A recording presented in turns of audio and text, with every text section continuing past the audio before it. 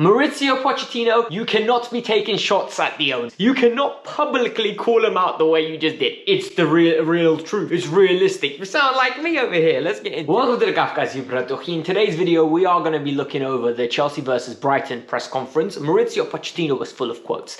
You know what? The more I listen to Mauricio Pochettino, the more I start liking this guy. Listen, the king of press conferences for me was Jose Mourinho. After Jose, it was Thomas Tuchel. Every press conference, I was glued. Whether when I was younger on Sky Sports News or whether I was on YouTube when Thomas Tuchel was in charge. But now, the reality of Mauricio Pochettino's press conferences, I'm falling for. But we need to talk about what's on today's show. Number one, update on Christopher Nkunku, Romeo Lavia's health and other players' health. Then he talks about the red card that Reece James got. He speaks about the adaptation of Robert Sanchez and Moises Caicedo, the game against Brighton, and finally, he took a realistic shot at the owners. Like what he said about the owners, for me, you could potentially lose your job if the owners take it in the wrong way. Very risky, but I like it because the reality is they need to know what's going on. I don't care who you bring in. I don't care who's in charge. He has every right to say what he said, and I feel like he defended himself there. So before we get started and continue with all of the quotes and I break everything down into little details for you guys, I need a massive favor. 150 likes on this video, bare minimum. Joking, we're going for 750. All right, each one of you hit it, and in the comments below tell me what number like you are. It's the best way for me to know if you're supporting the channel or not, and if you're new, subscribe to the channel. It's the best way to support. We are literally 8 people away from 31,400. We can do. So Mauricio Pochettino in a press conference was asked, do you think you can make top 4 because you're 12 points behind the fourth place,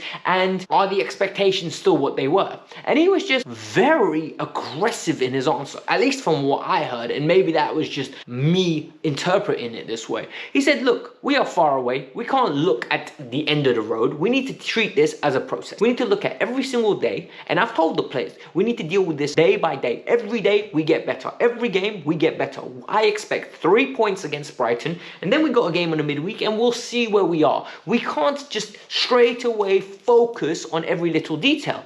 But this is the important part of the quote that I think people aren't paying attention to, because he also said we need to be realistic. This is the situation. Yes, we want to aim for here, but this is the situation we're in. So we will have to accept it. And that, for me, is the first time I've seen Pochettino stick up for himself, rather stick up for the owner. I am not trying to cause a division here, because I think these owners back him.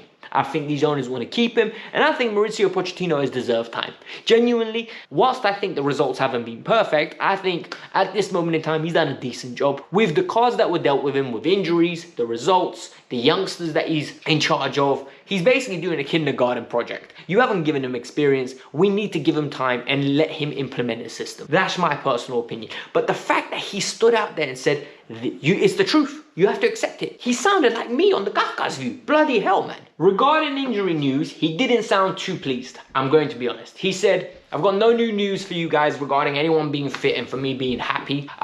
He's not going to pretend, and he's going to give us harsh realities. Carney Chukwuemeka's out. Fofana's still out. Chalobah's out. Chilwell's out. And at this moment in time, Malo Gusto's out as well. 2 players that could potentially make the squad is Romeo Lavia and Christopher Nkunku. He thinks Nkunku's closer than Romeo Lavia, but, and the big but, both of them are going to have late fitness tests tomorrow. So for me, this tells me they're not going to play.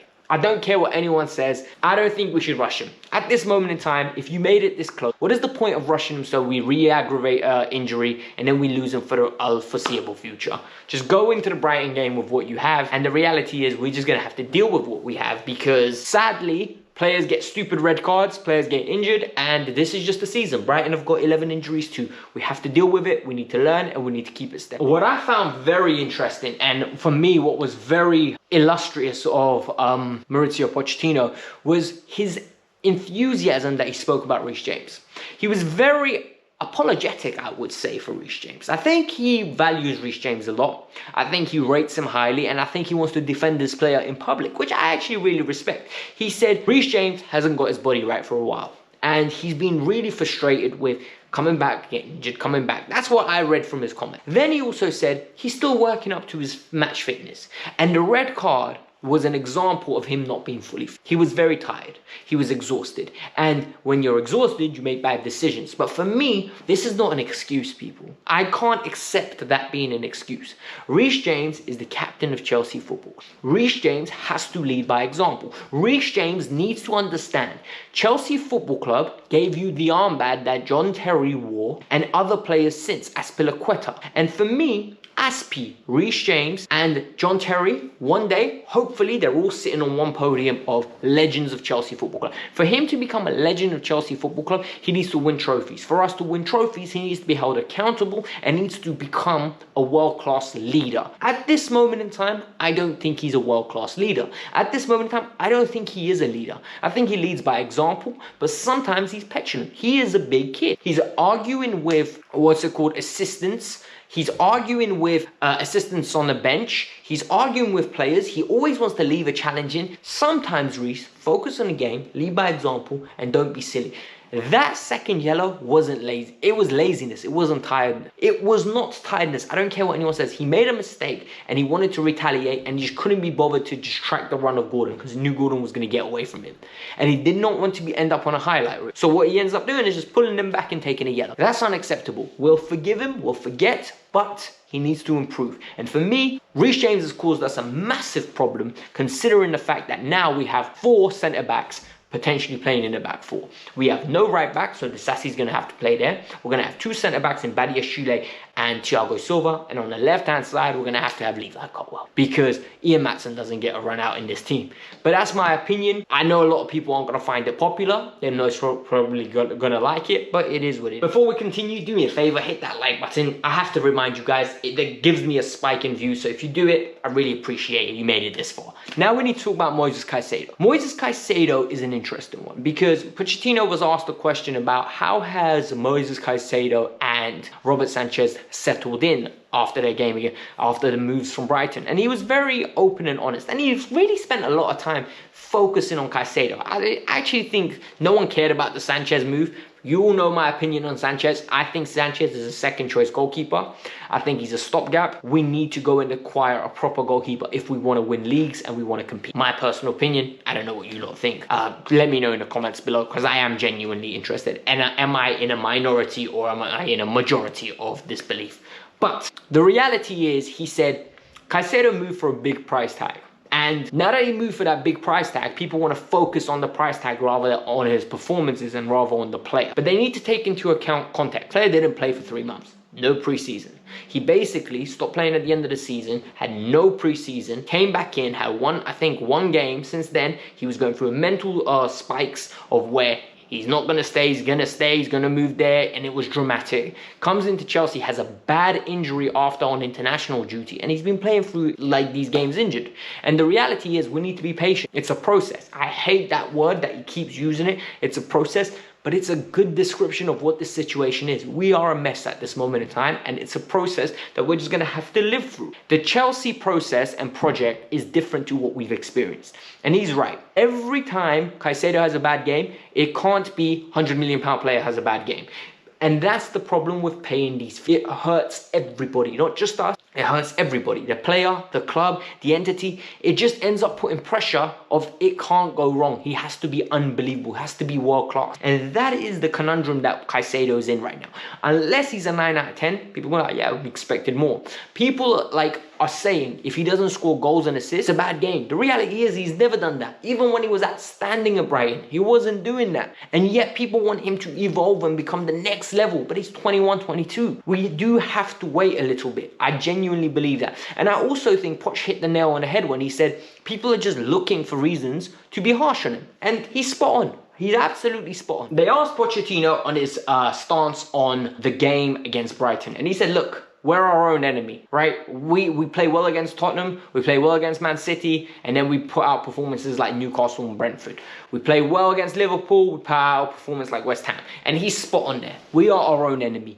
The reality is we've got a great stretch of games coming. And I know I say this on a regular basis, and I know I try to be positive. And you know what? A lot of people have been saying you're being positive for positive sake. No, I'm just that kind of person. I like to look at things glass half full. I like to look at things in the sense that we need to be positive for this fan base, because I can't just walk around and be doom and gloom about my football club. I love my football club. My football club brings me a lot of joy, and I think about my football club a lot. Some people would say too much. I like football way too much, and it's to the point where I always think, oh, when's Chelsea's next game? Are Chelsea gonna win? And that, for me, is a part of my life. So, sorry if I'm trying to be positive about it. Reality is, we got Raheem Sterling, he can score goals. Cole Palmer, I'm very excited to see what he can become. Christopher Nkunku is close to returning.